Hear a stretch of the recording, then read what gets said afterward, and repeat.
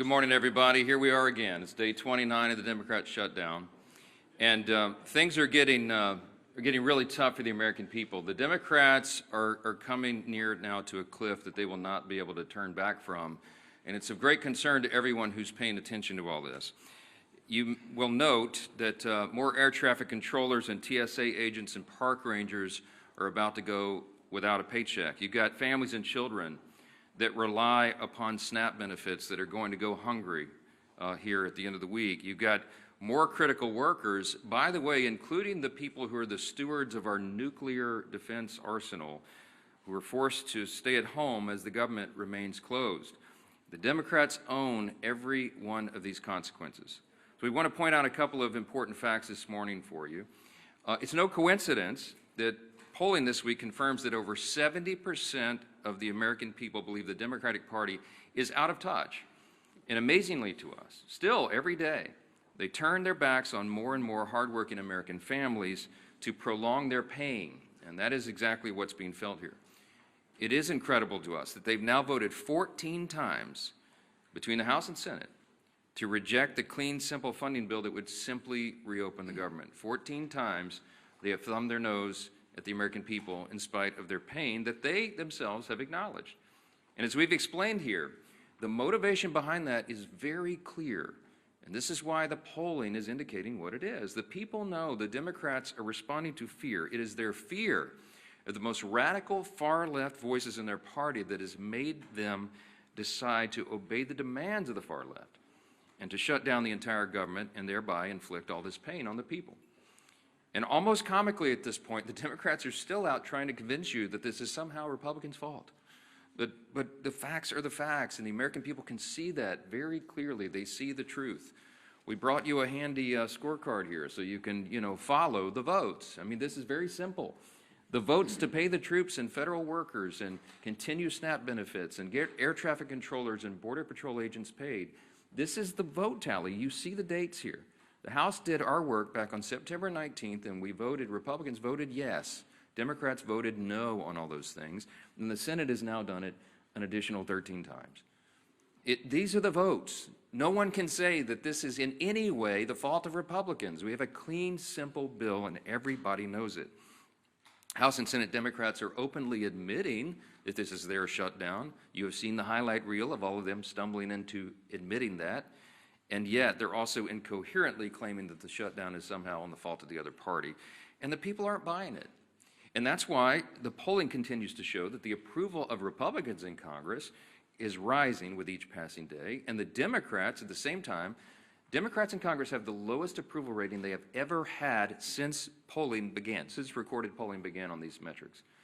And here's just an example yesterday. For example, CNN polling showed yesterday the approval of Republicans in Congress is up 8% since the shutdown began among independents. I mean, that's an important metric because people are paying attention.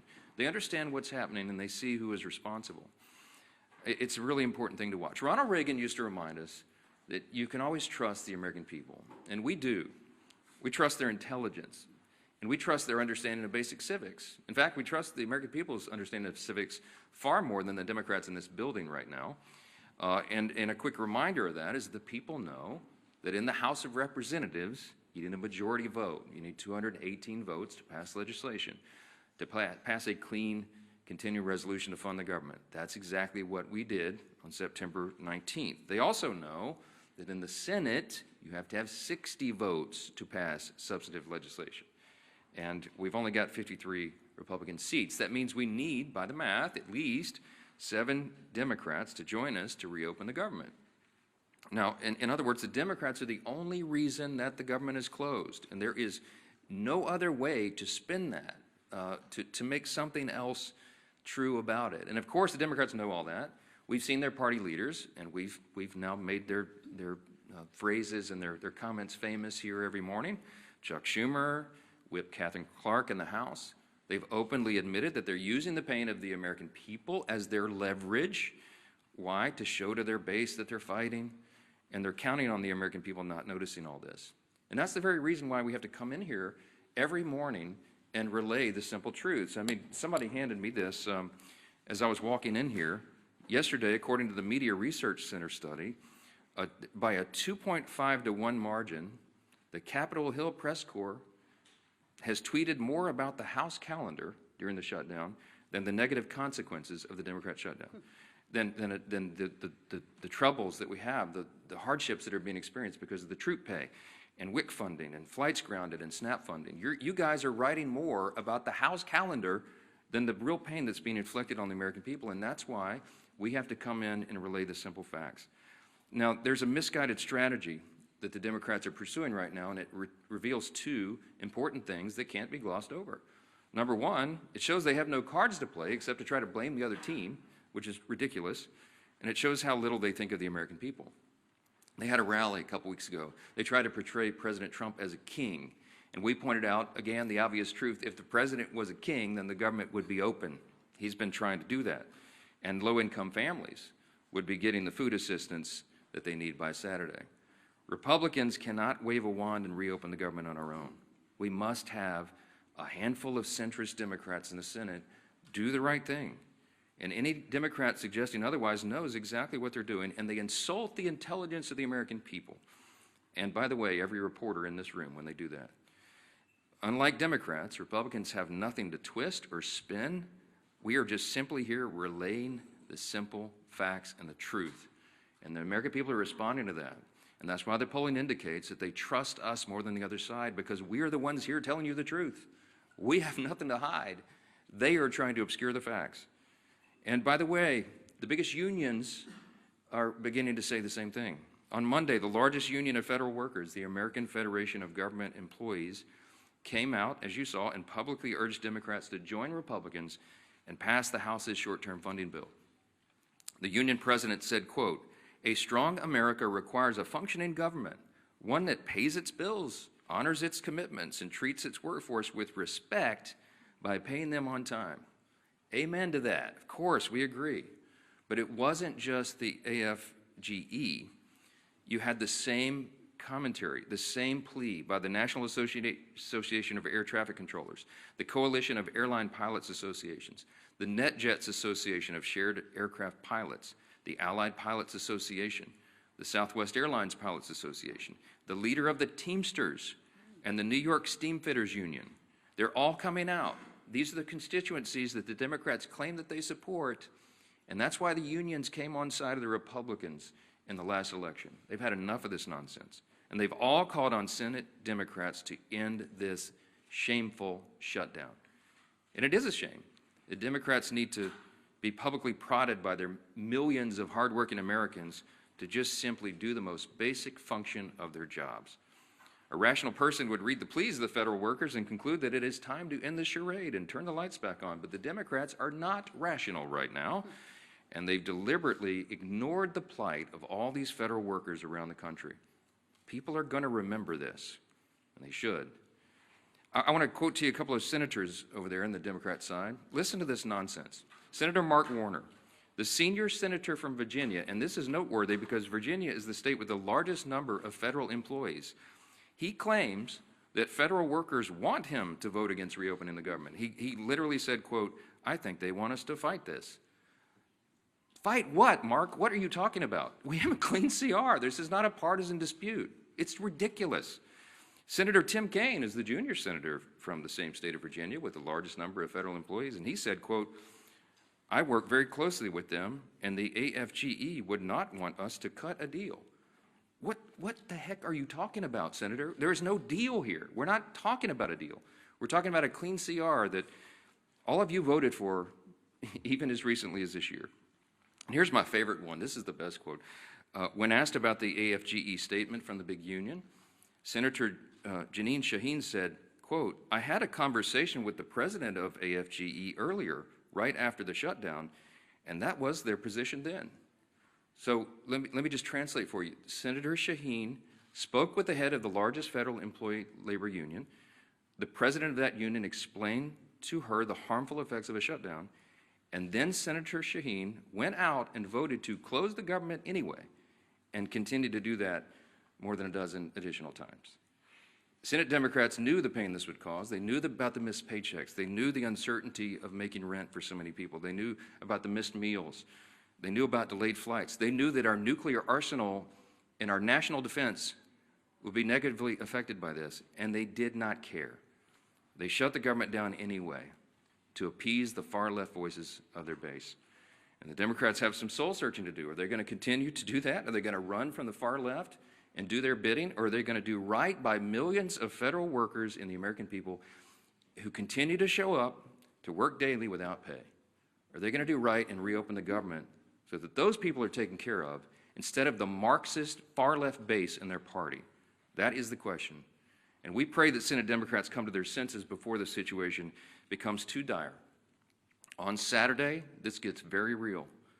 SNAP benefits will stop flowing to all those who need it. You're talking about tens of millions of Americans at risk of going hungry if the Senate Democrats can continue this gambit. Instead of taking a simple vote to fund the government, which Senate Democrats have now had more than a dozen opportunities to do, Democrat attorneys general are suing the federal government to try to compel SNAP benefits to flow despite the government being closed and despite the fact that there is no money to do that.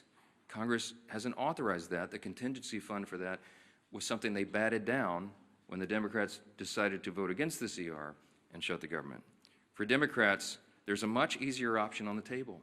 Just go do your job and fully fund all these programs and all these categories of people by voting for the CR. That's it. You don't have to do anything for Republicans. Just do your job for your constituents.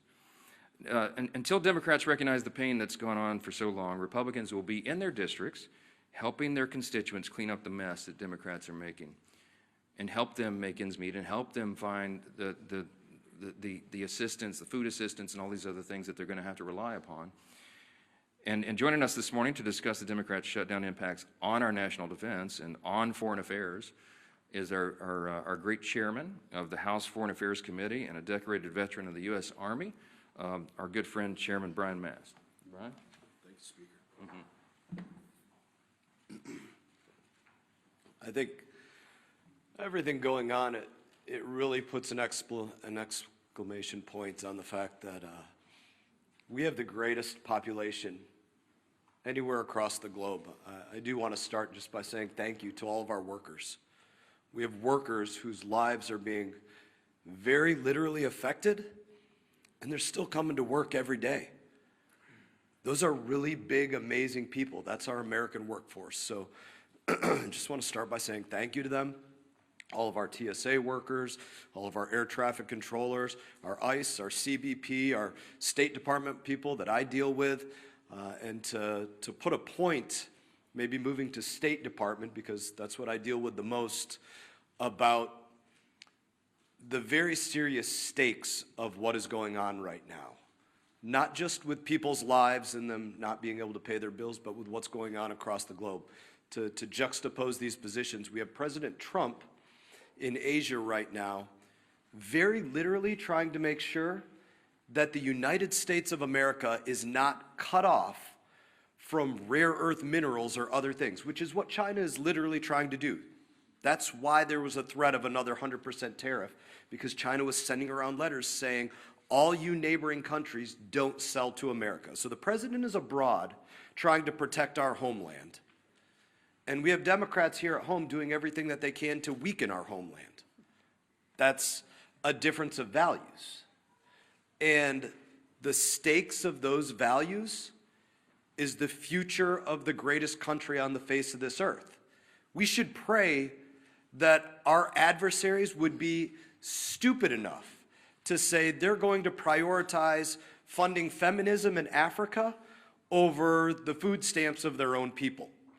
They're not that stupid, but apparently Hakeem Jeffries is, and that's a real problem for all of us here. I was on the phone with an ambassador this morning. I'm not going to say where, but we have requests for people to leave embassies abroad because of very real threats that are going on. The people in that embassy are right now trying to figure out if they have cash funding to get fuel for vehicles or to have diesel to put in their generators because they don't have reliable electricity in the places that they're in. Those are the real world consequences. While they're also worrying about their paycheck isn't coming in, can their family back home buy groceries, pay their bill for student loans, pay for the fuel to get their kids to school, or the tuition at their children's school, or all the other things that they have to worry about while they're worrying about, can they even get out of country? So those are the difference of values. I guess I would close it by saying this. We need 5 Democrat senators to pull their heads out of their asses and go work for the United States of America. Thank you, Chairman Mast. Thank you for your service to our country and for keeping the focus where it needs to be on making sure America stays strong in the midst of turbulent times. And, you know, what's so sad about this shutdown is that we don't need to be in these turbulent times. It was a self-imposed wound that Hakeem Jeffries and Chuck Schumer have imposed on the country. And if you look over this last month of the shutdown, you've seen Democrats literally playing a Dr. Jekyll and Mr. Hyde game with the American people. On one hand, they'll try to say, it's not us, it's the Republicans. Gee whiz, as the speaker talked about, oh, they control the House, Senate, and White House, when they know that they are the ones that are shutting the government down.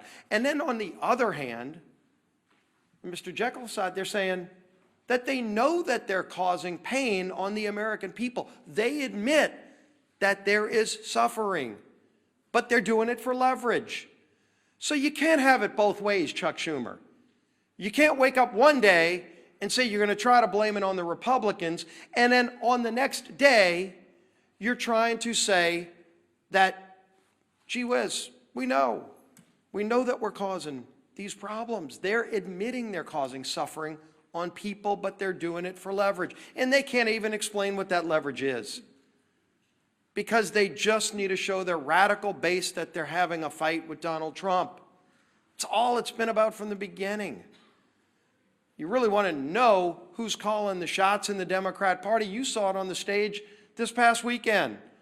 Bernie and AOC on the stage with the new leader of the Democrat Party, Mondami. Maybe Chuck Schumer's waiting for Mondami to let him know when he can open the government back up again. But families can't wait, because the real suffering is going to begin.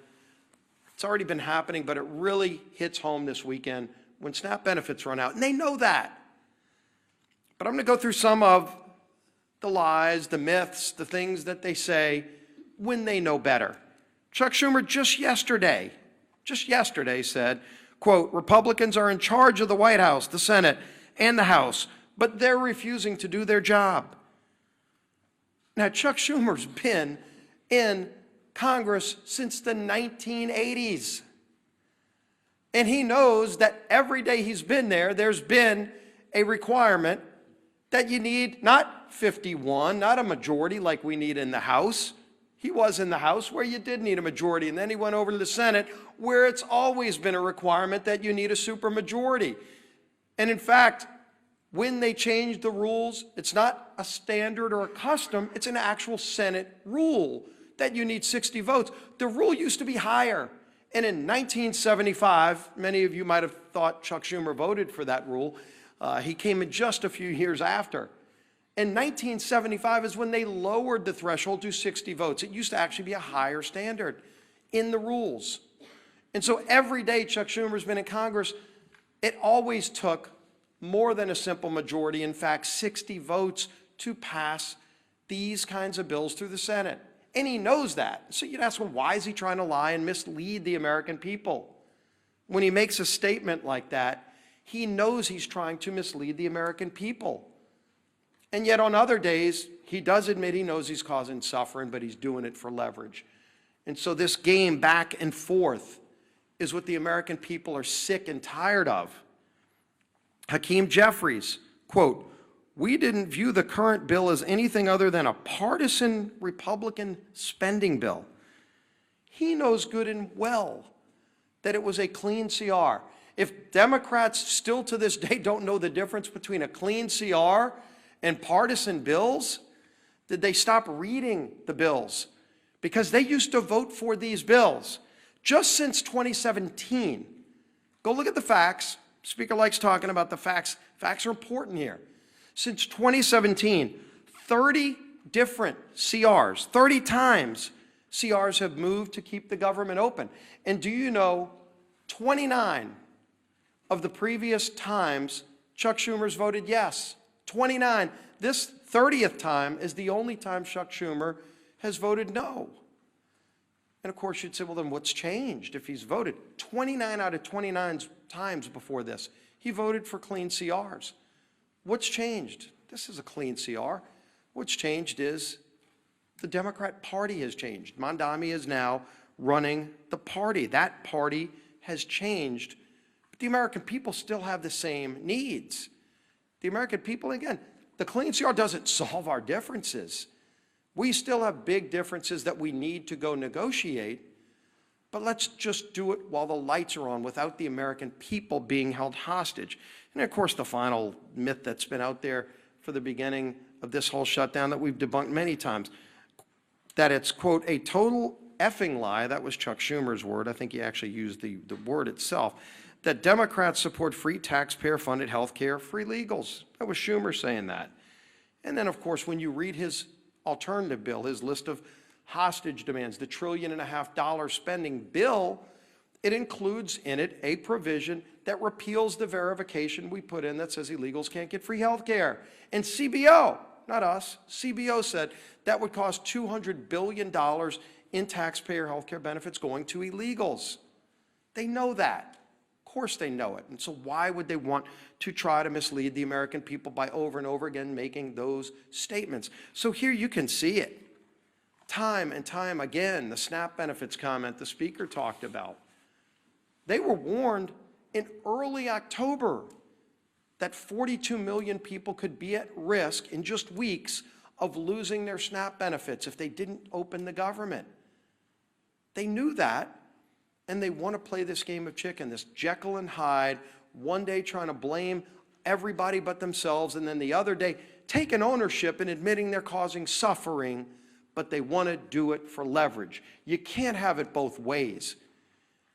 And more importantly, the American people are feeling the suffering. And this weekend, that suffering gets worse. And we have voted over and over again, and to prevent the suffering, it's not necessary. It shouldn't happen. And there's a way to avoid it. All they need to do is today, just 5 Senate Democrats need to get courage and say, we're not going to take our orders from Mondami or whoever else it is that are calling the shots over there. We're going to do the right thing and open this government back up so we can get into that negotiation over all of our differences, which are many. But just don't hold the American people hostage while that goes on. That'll bring up our whip. Tom Emmer.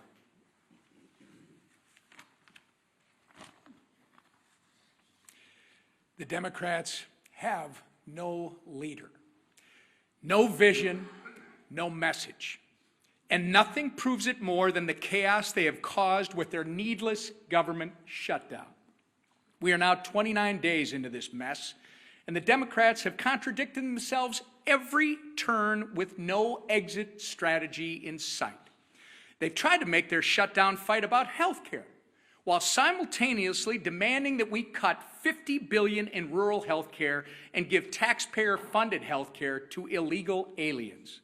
Not to mention the Americans who are suffering right now because critical health care services have been put on pause due to the Democrats' shutdown charade. On the issue of SNAP, Democrats are bending over backward to oppose Trump, using taxpayer dollars to fund frivolous lawsuits. Meanwhile, they are the ones causing people to lose their SNAP benefits by refusing to reopen the government.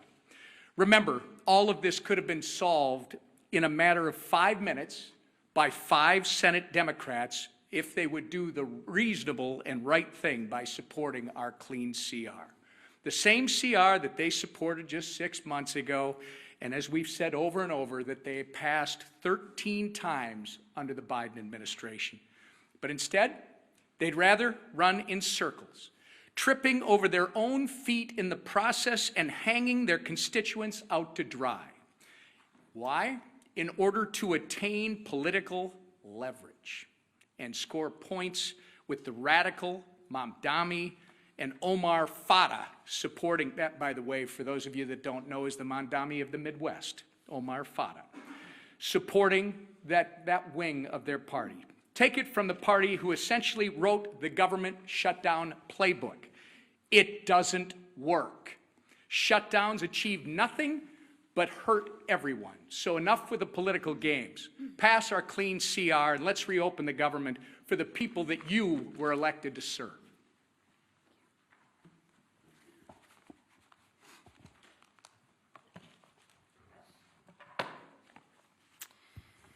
Well, good morning, everybody. Good to see you again.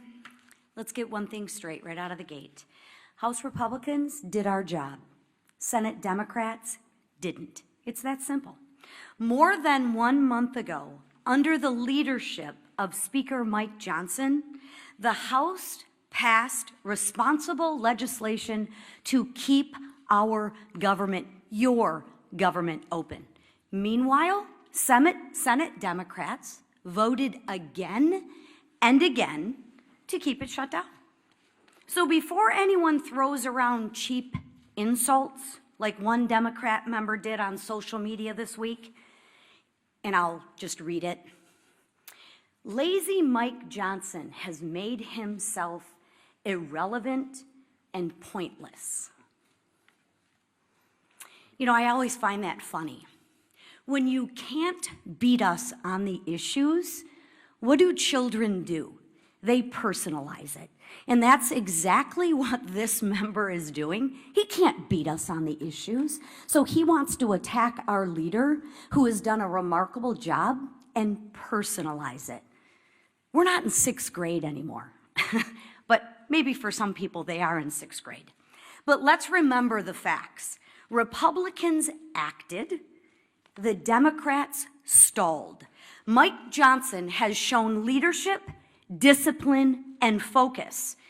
And what's lazy, I'll share with you what's lazy, is Democrats refusing to do their job and blaming everyone else for the problems in which they created. Because what Democrats are doing is wrong. And Americans, real Americans, hardworking Americans, are getting hurt. I, for one, have had it. And I don't think I'm the only one out there. On Sunday, a Democrat House member admitted to the Wall Street Journal that his party is being pushed by far-left groups. He said the quiet part out loud, everybody. He said what we've been saying forever. He said Democrats were lying to the American people about the reason behind the shutdown. Well, that's a shock, right? It isn't for health care. It isn't for health care, because if it was about health care, they wouldn't have stripped the $50 billion rural health care fund. I mean, come on, Democrats, get your story straight. At least get a good story that you can spin to the American people, but you can't even keep your story straight. Listen, what the speaker said, Ronald Reagan was right. Trust the American people. And you know what? I'll say it again. When the facts aren't on your side, you have to personalize it and you have to lie. But the question right now is, at what point is the pain of the Americans going to outweigh the radical cries of their base?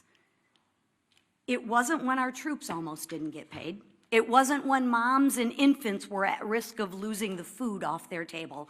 It wasn't when flights across the nation got canceled because air traffic controllers and TSA agents didn't get paid. No. When that happened, Democrats said, every day gets better for them. Really? Maybe because they're getting paid while the people who they represent are not.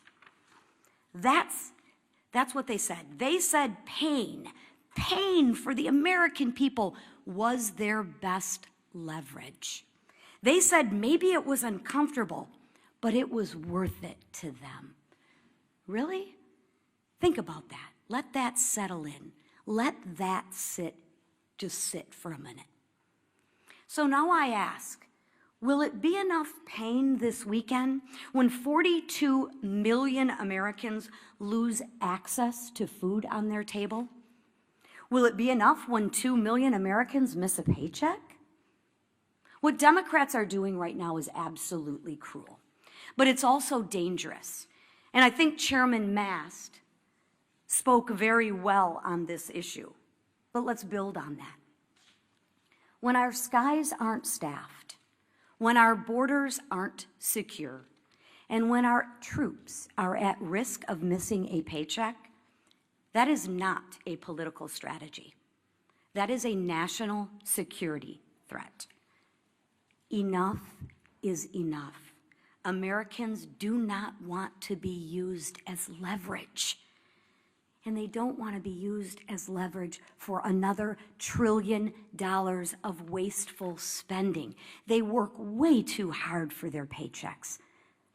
They want relief, they want leadership, and they want results. Democrats, please, I implore you, do what's right. Democrats, do what's right.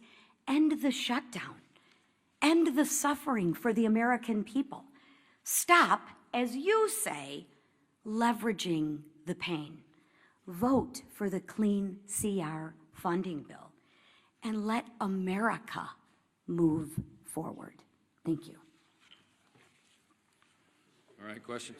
Manu, go ahead. Given how dire the you expressed for so many Americans right now, how do you justify the administration giving this big, massive bailout to Argentina, as well as calling for an increase in beef imports from Argentina?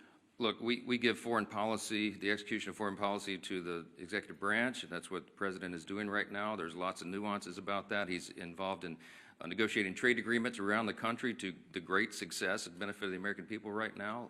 Dozens of them being worked out. He's overseas right now doing the same thing. And what he accomplished in Japan is a remarkable thing for the American people. And by the way, they've agreed to invest $550 billion into America, and that's good for everyone. So I can't get into the nuances of every single trade agreement with every country around the world, but we're going to trust the president to do what he's doing. He's had a remarkable track record of success for the American people, and nobody in this room can refute it. So I'm going to leave it right there. Chad, let's talk about the government shutdown. It's the main important thing right here. Chad, go ahead. Can you talk about some of the members in, excuse me, can you talk about some of the members in your conference who have expressed concern about the House being out, who are saying that this has gone on, too long, we need to maybe have another CR or take another approach or do something on health care? Yeah. Can you talk about what that is like and some of the things that you're hearing from your members who are saying, this is really going on? Well, you all know what I'm hearing from my members because our calls are leaked every week, and we had a conference call with almost everyone yesterday. By our count, there's about 3 to 4 members of the House Republican Conference who have only mildly questioned working in the districts as opposed to being here on the floor. And we talked through that in as much detail as we can on a call that I know is being printed on the front page of all the papers the next morning. But I can tell you that 99% of all the Republicans in the Senate and the House heartily agree with what we are doing. They understand the most important thing and the most important function and the basic and most simple thing that government must do is keep its operation going for the people. That is the first job of Congress. And when we can't do that, everything is paralyzed. And so we have made that the number one emphasis. We need the Senate Democrats to do what they have always done in the past. Don't make me tell you all the facts again. 13 times during the Biden administration alone, they voted on CRs to keep the government going. They know the pain they're inflicting. They do not care because they're more afraid of the radical left Marxists in the base than they are the American people. That's plain and simple. And so it's painful for them, for us to get up here every single day and relate again the simple truths. We have to do that. The repetition is what makes the truth saturate, because most of the mainstream media is giving us headwinds. They're pushing back, as I just demonstrated from you from the results. The research proves what we know intuitively, that the mainstream media, most of the legacy media, is parroting the talking points to the other side. You are not asking Chuck Schumer the hard questions. You're not asking Hakeem Jeffries the hard questions. Not enough of them. They're hiding. And they think that they can appease the radical base because they're more afraid of the voices of the far left corner of their party than they are everybody else. And I think there's going to be a big price to pay for that in the future. Yes, sir, right here. Religion News Service has tracked 5 different instances in the last few weeks. DHS or ICE agents apparently, or there's footage to support, shooting Christian clergy with pepper bullets, pepper rounds, and rubber bullets. There was viral video of a Presbyterian minister being hit in the head with pepper rounds, and just last week a UCC minister was shot